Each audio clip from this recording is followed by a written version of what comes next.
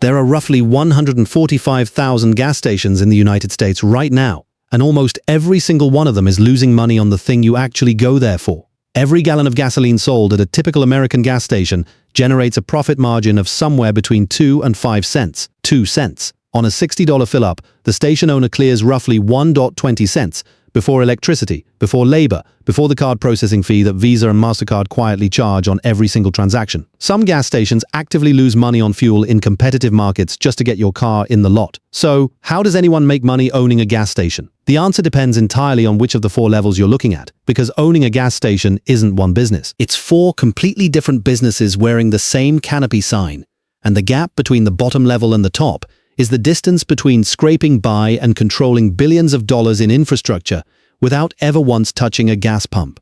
Here's what nobody tells you about the fuel industry in America. The station you stop at every week is almost certainly not owned by the oil company whose name is on the sign. That separation between the brand and the actual owner is where this entire story lives, and once you understand it, you'll never look at a gas station the same way again. Let's go through all 4 levels, starting with the one most people are actually picturing right now. Level 1, the family corner shop. You know this one. It's the station that's been on the same intersection for 30 years. The same family behind the register most days, a handwritten sign on the door about lottery tickets, a single-bay garage out back that's been there since the building was built. This is the entry-level gas station owner, and the reality of what they're actually running is far more brutal than it looks from the road. A single independent gas station in a mid-tier American city typically costs between $250,000 and $800,000 to acquire. Land, tanks, pumps, and the building all included if you're lucky, or a long-term lease if you're not.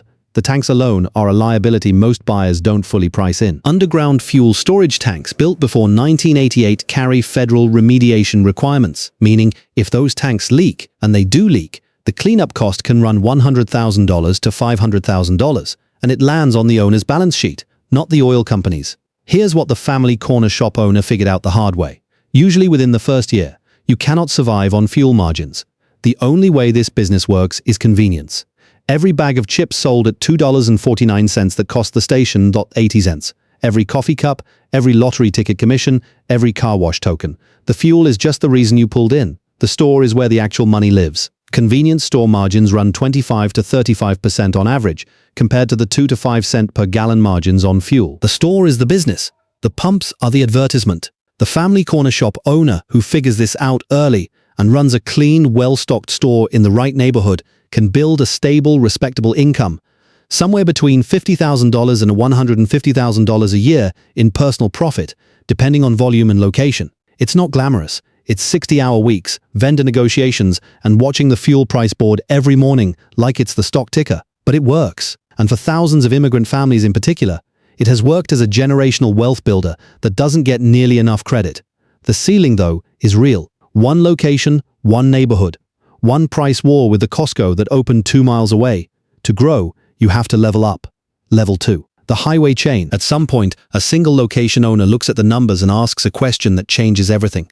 What if I owned 5 of these instead of 1? The highway chain operator is a multi-location owner running anywhere from 3 to 20 stations, usually clustered along a specific highway corridor or metro region.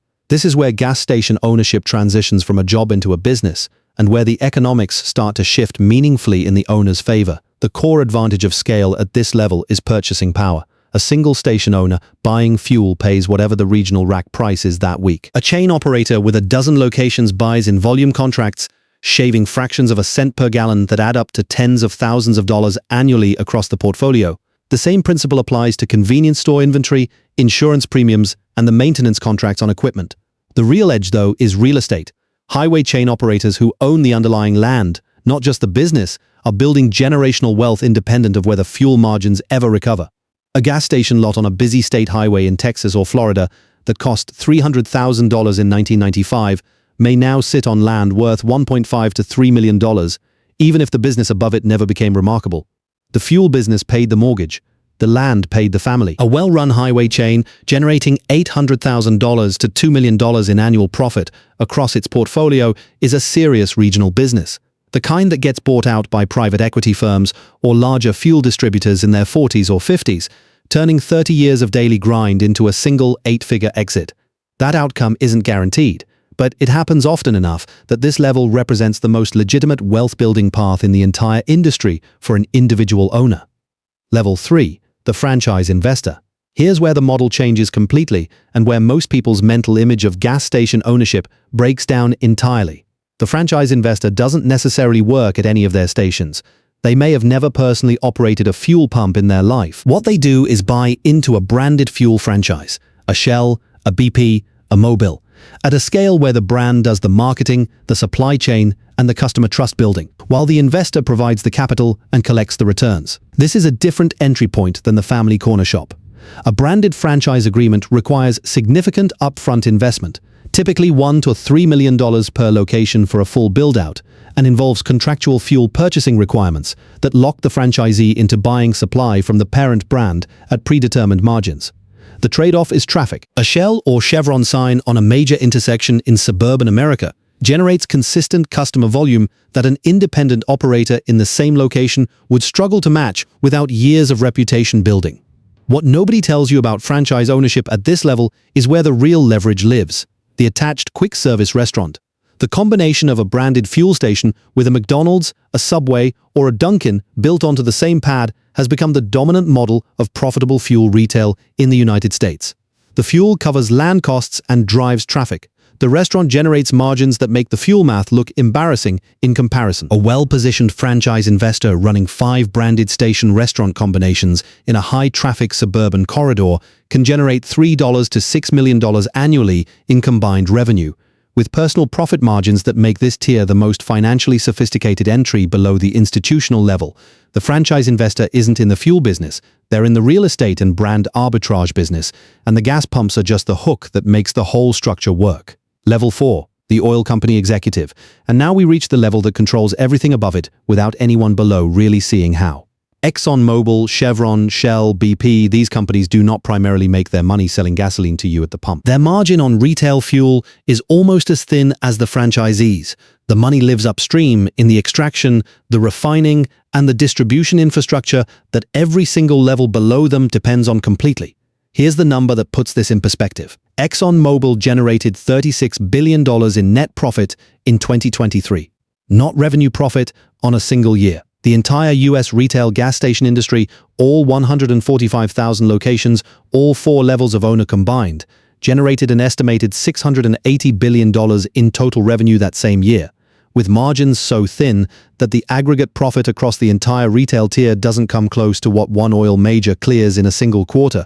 The oil company executive isn't competing with the family corner shop owner. They're operating in a completely separate economic atmosphere. Chevron doesn't care about the 2-cent per gallon margin at the pump. They care about the $3 to $6 per barrel refining spread they captured before that gallon ever reached the tank underground. What makes this level genuinely powerful and genuinely invisible to most people is infrastructure. ExxonMobil owns or operates pipelines, refineries, tanker fleets, and terminal storage facilities that represent physical control over the movement of energy across entire continents. The gas station at the corner is the last mile of a supply chain that starts at an oil field in the Permian Basin or the Gulf of Mexico and passes through a refinery in Baytown, Texas before it ever reaches your car. The corner shop owner is, functionally, the final distributor for an empire they will never fully see. This is the uncomfortable truth at the center of every gas station you've ever stopped at. The person who profits least from your fill-up is often the one you interact with.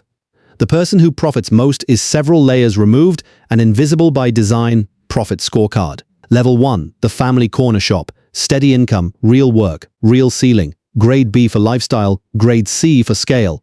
Level 2, the highway chain. The best wealth-building path for individual operators.